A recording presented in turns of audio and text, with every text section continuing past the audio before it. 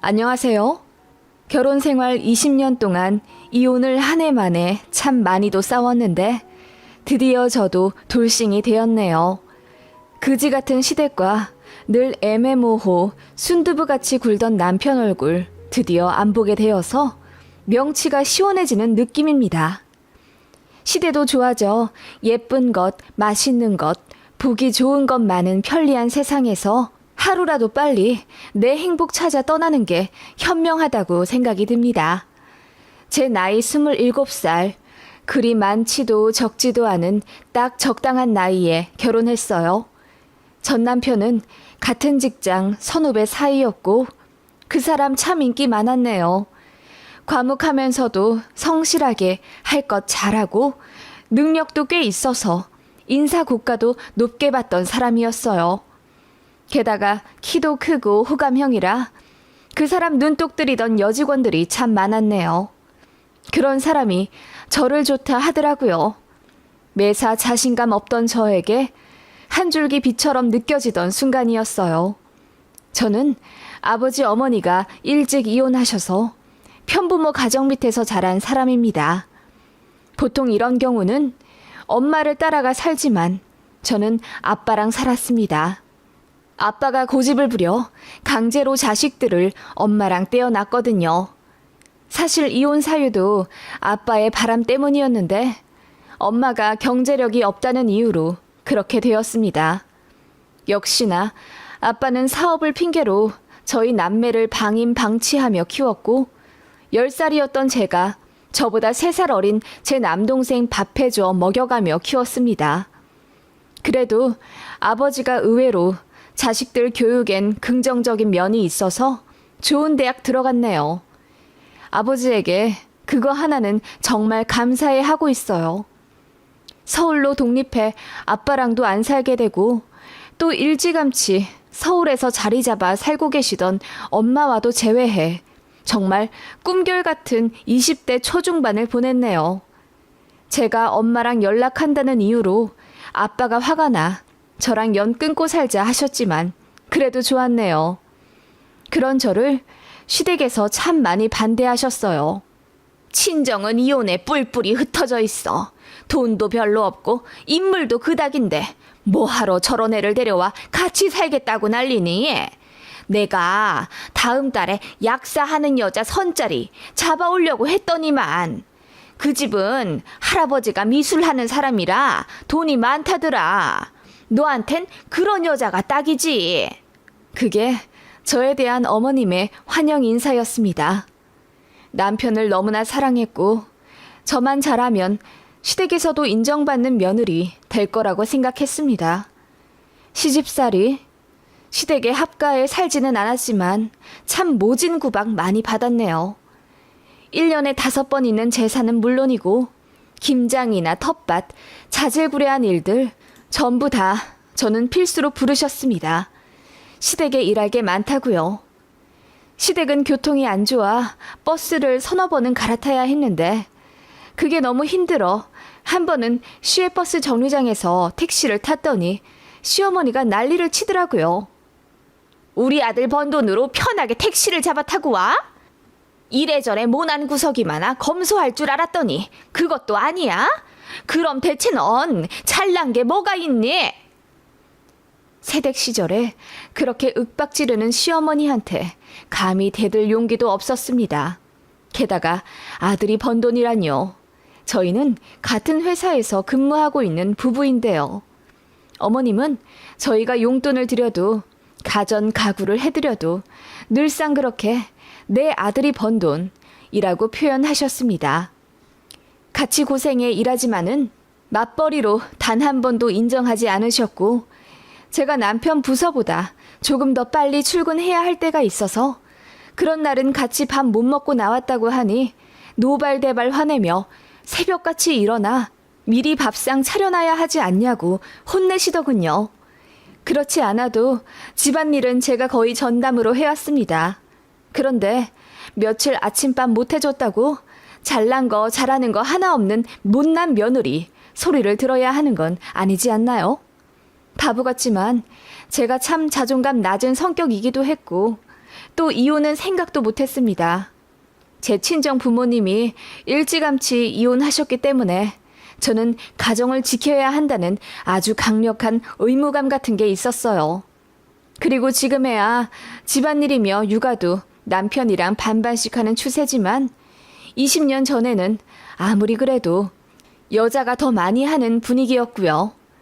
회사에서 그리고 연애 때 남편이 보여주던 자신만만하고 결단 있어 보이던 모습은 결혼과 동시에 사라졌네요. 어머님이 소리를 고래고래 지르며 저에게 뭐라고 하면 말리는 게 아니라 그냥 엄마, 좀 조용히 좀 얘기해 주세요. 나 TV 보잖아. 라고 하는 게 다였습니다. 나중에 집에 와 당신은 어머니한테 혼나는 내가 불쌍하지도 않냐며 서러움을 표하면 그게 말린 거야. 내가 대놓고 당신 편들면 어머니한테 오히려 더 반감만 사지 않겠어? 우리 엄마 화나면 당신 더 힘들어질 테고. 라며 심드렁하게 대꾸하던 남편이었네요. 그래도 사랑스러운 딸과 아들 키우며 또 회사에선 승진에 뒤지기 싫어 죽어라 열심히 했고 집안일도 만능으로 해내며 참 억척스럽게 살았네요.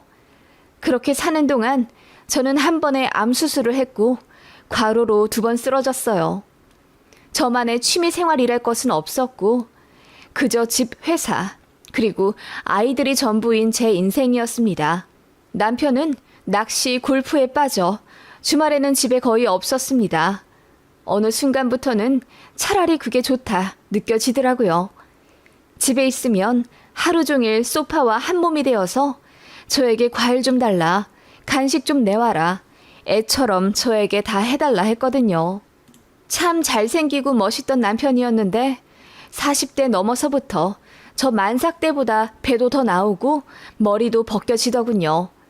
그런 외관적인 변화에 마음이 식었다기보다는 시댁한테 시달림 당하는 와이프를 지켜주지 못하는 무심함과 제가 아파 지쳐 쓰러져도 육아와 집안일을 나 몰라라 하는 무신경함에 질린 것 같다는 생각이 들어요. 참 많이 사랑한 그이였는데 어느 순간부턴 집에 없으니 차라리 좋다 생각이 들더군요. 그것도 이혼 사유 중 하나였지만 결정적인 원인은 아무래도 시어머니였죠. 저 돈 한 푼 안 갖고 시집 왔다고 자꾸 그러셨는데 사실 정말 돈 하나 안 모으고 맨몸으로 결혼한 건 남편이었죠. 저는 그래도 3천만 원은 모아가지고 왔지만 남편은 그간 모은 돈 전부 본가에 내주어 1원 한 푼 없던 몸이었습니다. 어머님한테 월급 다 갖다 바치고 용돈 받던 사람이었고 결혼하면 집 해준다 하셨다던데 며느리랍시고 데려온 여자, 그러니까 제가 마음에 안 든다고 집을 안 해주셨어요. 근데 핑계였죠. 어머님이 외가 쪽 사람들 돈 사고 친 거 다 메꿔주고 또 본인 쓸 거 쓰고 그러면서 아들 돈 남겨둔 게 없었어요. 당연히 해줄 집도 없었죠. 그래서 저희가 대출받아 전세로 시작했던 거예요. 대출비 때문에 아이들 아파 유치원 못 가고 학교 못 갈 때도 옆집에 맡겨가며 눈물로 출근했습니다. 워킹맘이 죄라고 같은 회사에서 같이 근무하는 남편이었지만 아이들 일엔 나 몰라라 하며 전부 제 책임이 되더군요. 거기다 시댁까지 설상가상 시어머니가 참 많이도 이런저런 요구를 하셨네요. 돈 좀 있냐? 이번 어버이날에 100만 원 정도만 해줄 수 있어? 네? 100만 원이나요? 그렇게는 어려울 것 같은데요. 왜? 니들 지난달에 보너스 받지 않았니? 애들 학원 하나씩 더 보내야 해서요. 대출도 그렇고 여유가 없네요. 어머님, 저희가 지난 3월에 100만 원 해드렸는데 또 필요하세요? 네 시이모랑 여행 간다고 했잖아. 그럼 한 70만 원이라도 좀 해줘. 그나저나 니들은 둘이 벌면서 왜 맨날 그렇게 돈 없단 소리를 해? 너 친정에 돈 빼돌리는 거 아니냐? 네? 그게 무슨 말씀이세요? 돈을 빼돌리다뇨. 이번 어버이날에 너 네 친정 가니? 엄마, 아빠 따로따로 또 만나? 에휴, 우리 아들만 고생이지 뭐. 돈은 얼마씩 드리니? 절대 5만 원 이상 드리지 마라. 알겠냐? 어머님은 제가 돈을 원하는 만큼 안 드리면 꼭 친정 이야기를 꺼내며 자존심을 긁으셨어요. 그리고 남편도 총각 시절부터 본가에 돈 들이던 습관이 남아있어서 본인 엄마가 돈 달라고 하면 별다른 저항 없이 턱턱 내주더군요. 당장 우리 애들 다음 달 수학여행 때문에 몇십씩 나가게 돼요. 그달 생활비 빵꾸나게 생겼는데도 어머님이 화장품 다 떨어졌다며 백화점 가자 하시더군요. 어머님은 고가의 화장품 브랜드만 고집하셨고 결혼한 이후부터는 어머님 화장품이 떨어지기 전에 제가 제때제때 채워놓는 역할을 해야 했습니다.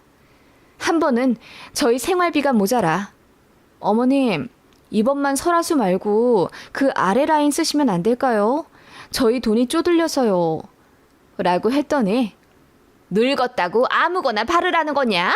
나는 설화수 아니면 아무것도 얼굴에 안 바를란다. 우리 아들한테 그리 전해라. 라고 하시더니 제 남편한테 전화해 울면서 하소연하셨다더군요. 며느리가 화장품도 안 사준다면서요.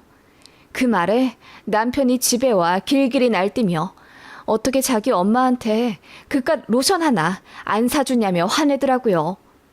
그렇게 남편이 애들 앞에서 화를 내는 경우가 잦아졌어요.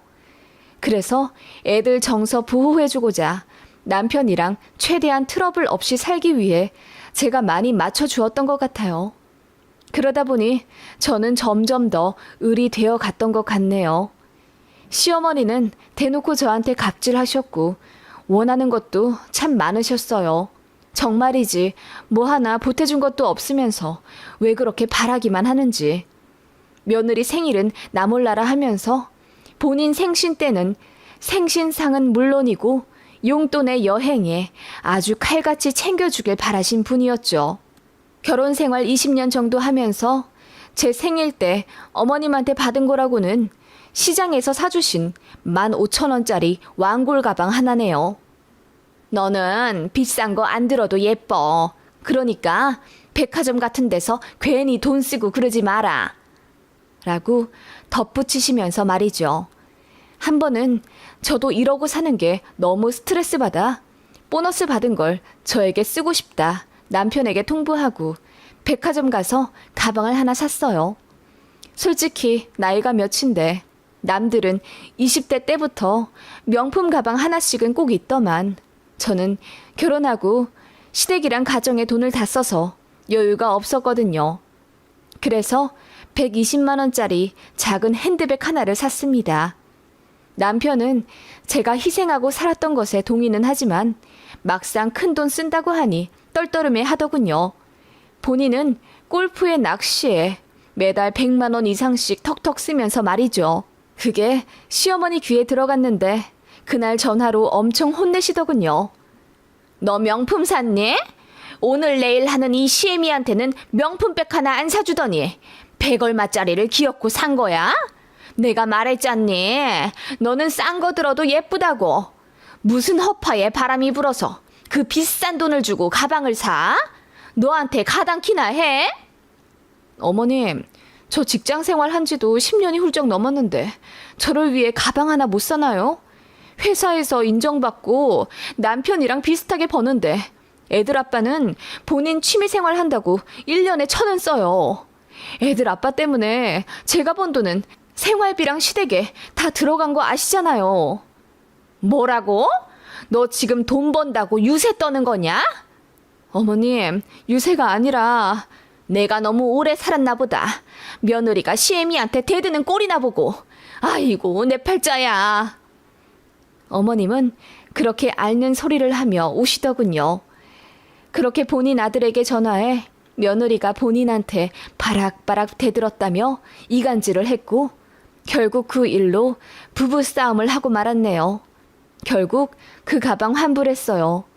남편이 본인 어머니 불쌍하다며 그 가방 시어머니 드리자고 하길래 제가 싫다고 했더니 그럼 이혼하자고 하대요.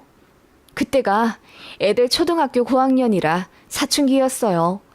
그래서 이혼하자는 말에 사춘기 상처받을 애들 생각에 겁이 덜컥 나더군요. 그렇다고 시어머니한테 그 가방 드리긴 싫고 나름 합의한 게 가방 환불하는 걸로 끝났네요. 지금 생각해보면 남편과 시어머니의 가스라이팅 때문에 벗어나지 못했던 을의 삶이었던 것 같네요. 그렇게 참고 살아온 고구마 같은 제가 결국 시어머니 싸대기를 사이다 펀치로 때려버리고 시원하게 이혼을 하게 되었네요. 사건의 발단은 친정아버지가 돌아가시면서부터였습니다. 저 대학 들어가 독립하면서부터 사실 아버지랑 거의 연락을 끊다시피 하며 살았어요. 성인이 되니 아버지에 대한 두려움은 작아지고 원망은 점점 커지더라고요. 하지만 언제까지나 크나큰 존재일 줄 알았던 아버지도 세월이 지나니 점점 작아지시더군요. 술을 오래 마셔서 그런지 결국 간에 문제가 생겼고 한 5년 정도 투병하셨어요. 돌아가실 때 다 되어서는 저희 남매와 전처인 친정엄마 불러서는 당신 젊었을 적 의시되며 상처 줘서 미안했다고 진심으로 사과하시더군요. 그래서 온 가족 부둥켜 안고 울었고 아빠 돌아가시기 직전까지 저랑 제 남동생 그리고 친정엄마가 돌아가며 병수발을 좀 들어드렸어요. 누군가는 악어의 눈물이라고 할진 모르지만 어쨌든 작고 보잘것없는 아버지가 딱하기도 하더군요. 그렇게 저희 병간호를 좀 받으시다가 병원에서 돌아가셨습니다.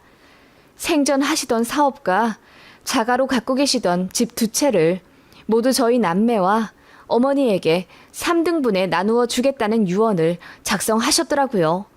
그런 거 보면 아빠가 저희에게 진심으로 미안해 하신 건 맞는 것 같습니다. 아무튼 그런 친정 아빠의 장례를 치르게 되었고 시댁에서도 문상을 왔지요.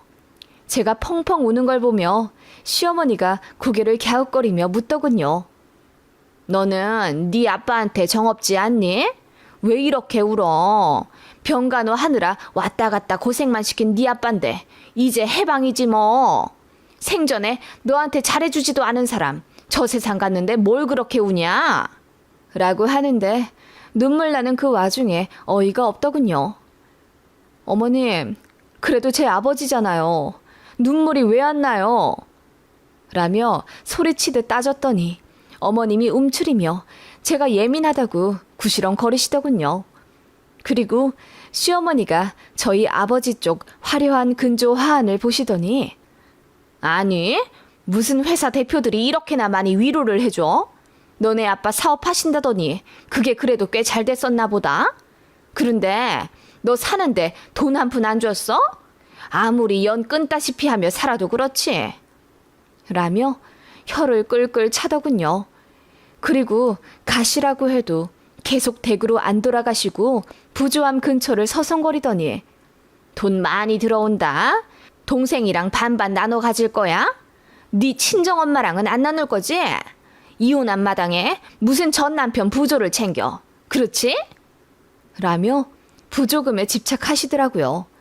시모 너무 어이없었지만 깊게 신경 쓸 여력 없이 정신없이 장지까지 치르고 집에 돌아와 멍하게 있는데 시어머니가 전화를 하시더군요. 애미야, 장지 치르고 왔냐? 사실 내가 어쩌다 보니 니네 외가족 사람이 장례식장에서 통화하는 걸 들었는데 니들 앞으로 유산을 남겨줬다면서 근조화한 들어온 거 보니 생전에 사업도 작지 않게 하신 것 같은데 뭐 얼마나 남겨준 거야? 그 말에 음흉한 시어머니의 속내가 다 보이는 듯 소름이 끼치더군요. 그래서 그냥 모른다고 일관했습니다.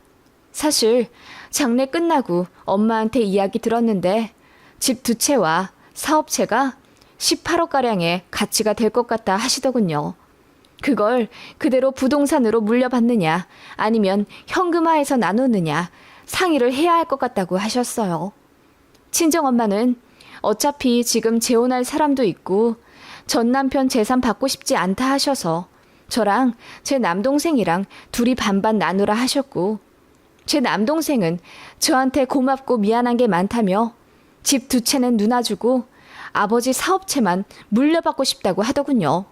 그래서 변호사 통해 제 남동생이 아버지 사업 물려받아 경영하는 걸로 이야기 끝냈고 엄마한테는 아빠 지방에 있는 3억짜리 아파트 하나 갖고 가게 해드렸어요. 그리고 저는 아버지가 사시던 수도권 아파트와 차량을 물려받기로 했습니다. 남편한테도 간략하게 통보하며 시댁에는 말하지 말라고 했어요. 괜히 시끄러워질까봐요. 그런데 시어머니가 닥달하듯 물으니 남편이 결국 다 이실직고 했나 보더라고요. 어머님이 난리가 났어요. 왜 안 줘도 되는 친정 엄마한테 아파트를 해주냐면서요. 이혼하면 끝인데 죽었다고 그걸 가져가냐. 자식 줘야 하지 않냐며 노발대발 화를 내고 사돈 총각이 무슨 재주가 있어서 그 사업체를 물려받냐고. 그냥 현금화해서 적당히 나누면 더 이득인데 제가 바보같이 군다 하시더군요. 그냥 상관하지 말라고 했습니다. 알아서 하겠다고 하니 예전 같았으면 며느리가 대든다고 하늘 뿐이 웬일로 얌전하시더군요. 아마도 제 수중에 목돈이 들어오니 며느리가 만만하지 않게 느껴지신 것 같아요. 아무튼 아버지 돌아가시고 처리할 게 많아 참 바쁜 나날이었습니다. 그리고 저는 왠지 모를 우울감에 회사를 관두었어요. 애들 공부할 시기라 챙겨주고 싶기도 했고요.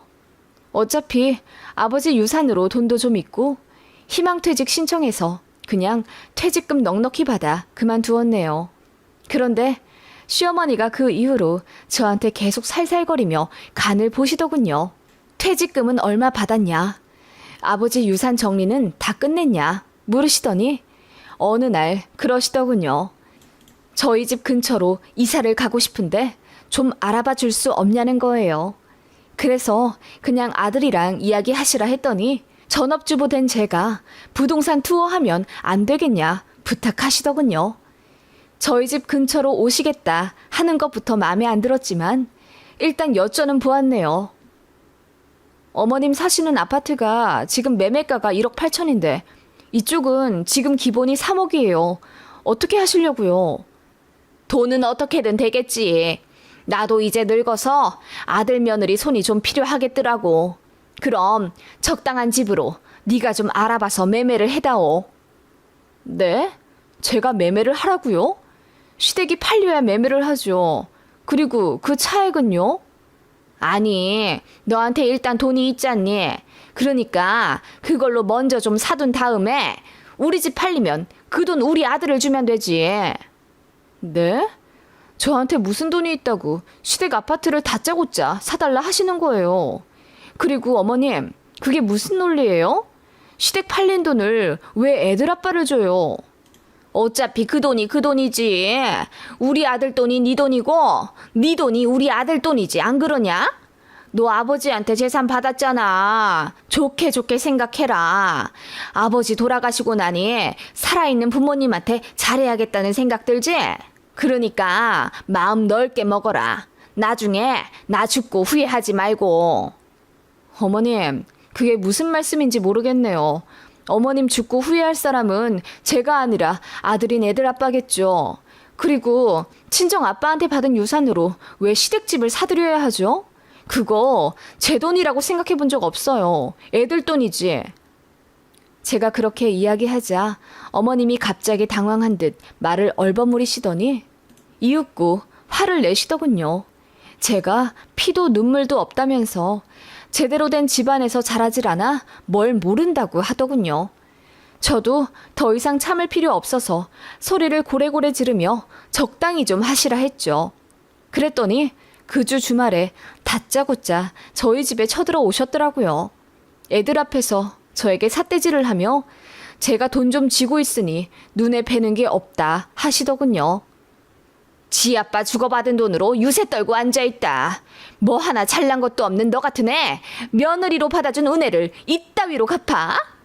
어머님, 애들 앞에서 이게 무슨 추태세요? 결국 돈 때문에 이러시는 거예요?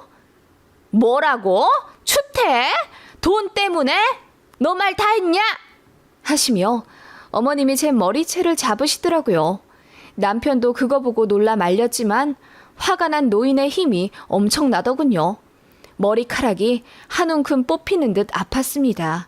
저는 애들 앞에서 너무나 당황해 이리 밀리고 저리 밀리다 결국 참지 못하고 어머님을 내동댕이 쳤어요.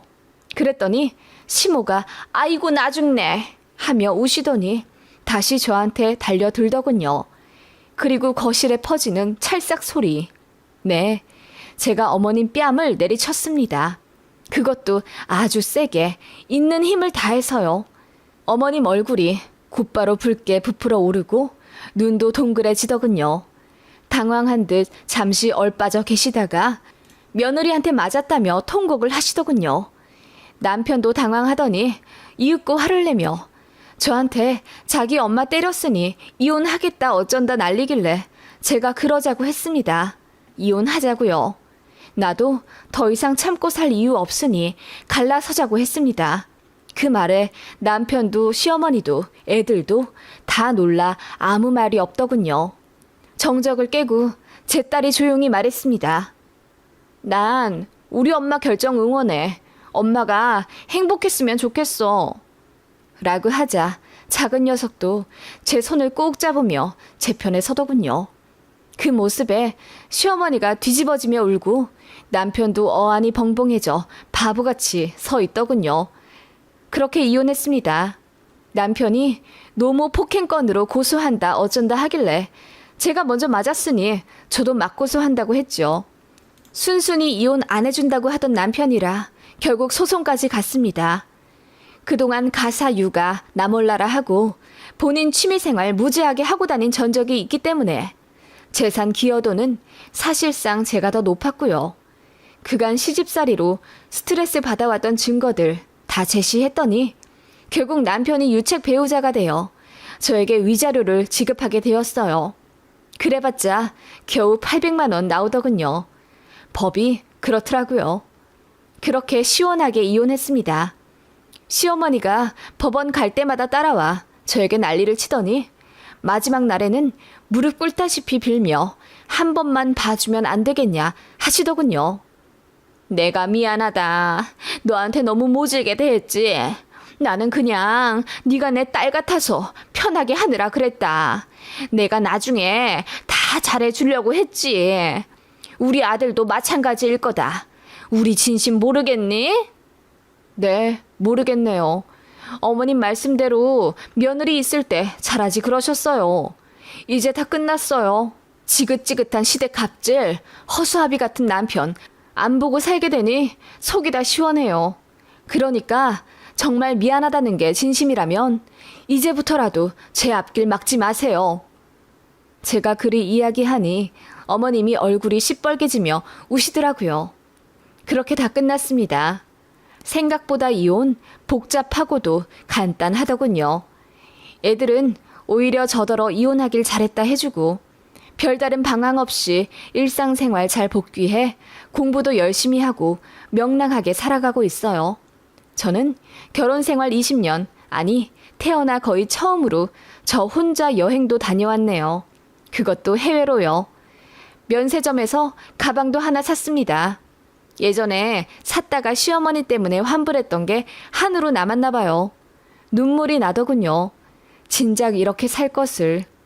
그렇게 저를 위해 운동도 하고 친구들도 만나고 또 그간 자주 못 뵈었던 엄마도 자주 만나며 아주 행복 충만한 삶을 즐기고 있답니다. 전 남편은 어떻게 사는지 관심 없지만 애들한테 이야기 듣기로는 살이 쪽 빠졌다 하더군요. 솔직히 아직 회사도 잘 다니고 있어서 먹고 살 걱정은 없겠죠. 다만 이혼으로 인한 타격감은 제대로 큰 것 같습니다. 시어머니도 화병나 쓰러졌다고 들었고요. 아마 이혼하지 않았으면 제가 그 꼴 나지 않았을까 싶네요. 참고 살아봐야 아무도 알아주지 않더라고요. 기회 있을 때 탈출해 내 행복 찾아 떠나는 게 진리 같습니다.